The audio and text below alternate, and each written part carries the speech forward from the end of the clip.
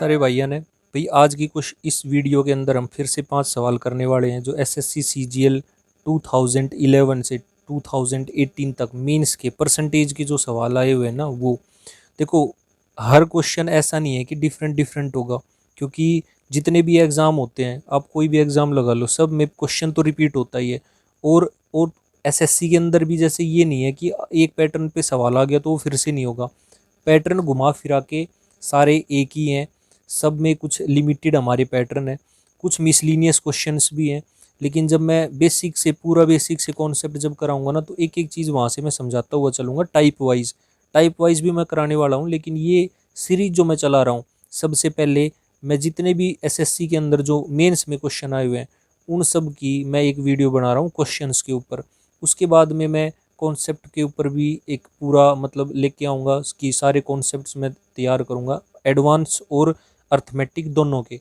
तो आज का जो पहला सवाल है वो पहला सवाल हमारे पास क्या कहता है कि 0.02% ऑफ 150% ऑफ 600, ये तो सिंपल सा है। 2/10010 इंटू 150% का मतलब है 15/10 इंटू 600। अगर मैं इसको सोल्व कर लूँ ना तो ये तो सिंपल सा ही है। 2×5=10, 5×3=15 और 6×18/100, इसका मतलब है 0.18। इस हिसाब से हमारा ऑप्शन ए सही हुआ। अब मैं चलता हूँ इस वीडियो के दूसरे क्वेश्चन की तरफ। दूसरा क्वेश्चन हमसे क्या कहता है? दूसरा क्वेश्चन कहता है कि ऐसा भी मैं करा चुका हूँ कि एक नंबर इंक्रीज कर दिया 40 से तो अपने आप का 125% हो गया।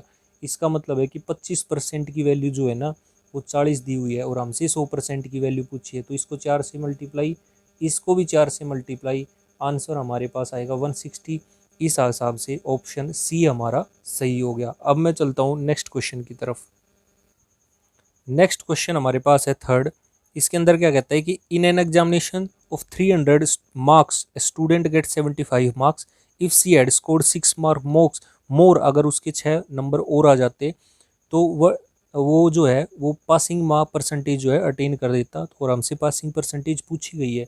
देखो पासिंग परसेंटेज पूछी गई है, 75 मार्क्स उसके आ गए हैं, 6 और आ जाते तो वो पास हो जाता 300 में से।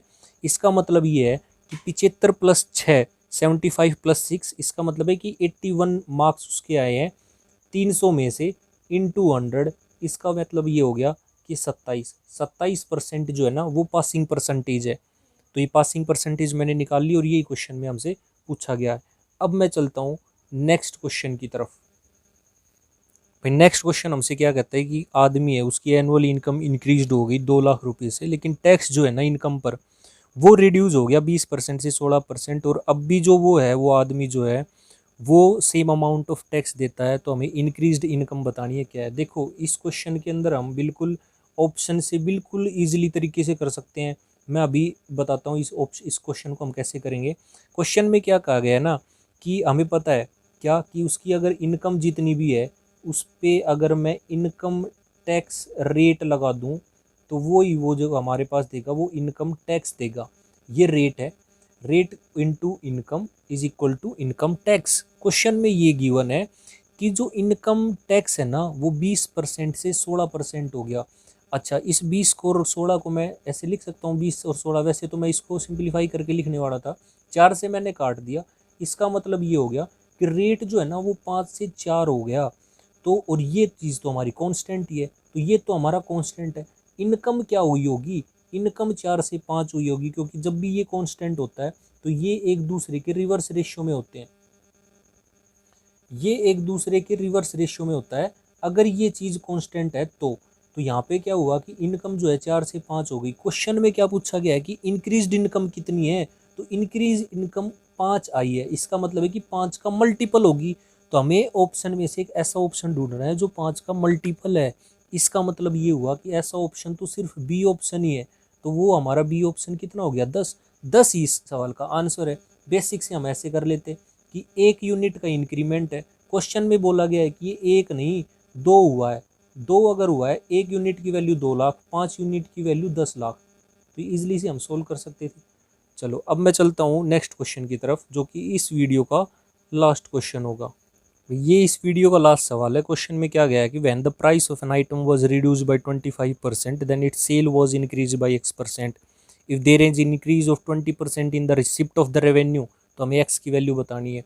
देखो, किसी भी चीज़ का प्राइस प्राइस इनटू उसकी कंजम्पशन, हमारे पास रिवेन्यू होता है। रिवेन्यू का मतलब ये हो गया, रिवेन्यू का मतलब ये हो गया मेरे भाई कि रिवेन्यू, आपने कोई चीज़, किसी चीज़ का 20 रुपये प्राइस था, 4 किलो आप लेके आए, तो रिवेन्यू कितना हो गया 80। भाई 20 रुपये का 4 किलो लेके आए, 20 रुपये 1 kg, 4 किलो के हिसाब से 80 रुपये हो गया, यही रिवेन्यू है। क्वेश्चन में ये दे रखा है कि जो रिवेन्यू है ना is increased by 20% in the receipt of the revenue. 20% का मतलब हो गया कि रिवेन्यू जो है ना, 20% का मतलब 1/5, 5 से 6 हो गया रिवेन्यू। और ये दे रखा है कि जो प्राइस है ना वो हमारा रिड्यूस हो गया 25%। 25% का मतलब 1/4, 4 से हो गया 3। क्वेश्चन में हमसे पूछा गया कि सेल कितनी इंक्रीज हुई, तो सेल जो है 5 या 15 क्रॉस मल्टीप्लाई 6 चौक 24, 3 से मैंने इसको फिर से सिंप्लीफाई कर दिया, 3 पंज 15, 3 अट्ठे 24। तो ये हमारा जो है ना, ये किस में इंक्रीज है, सेल के अंदर। सेल, सेल मतलब कंजम्पशन ही, सेल का मतलब तो यही हो गया कंजम्पशन, कितनी आपने सेल करी उतना ही आप कंजम्पशन करोगे। 2 किलो आप सेल करोगे तो 2 ही तो आप उसको कंज्यूम करोगे। तो 5 से सेल जो है वो 8 हो गई, इसका मतलब है कि 3 यूनिट बढ़ गई 5 के ऊपर। तो 3/5 को अगर हम सोल्व करें तो सीधा 60% इसकी वैल्यू होती है। तो ये तो कोई ऐसा था नहीं, तो ये वीडियो थी। और इस वीडियो अगर ये पसंद आई हो तो आप इसको लाइक शेयर और सब्सक्राइब ज़रूर कर दें। धन्यवाद।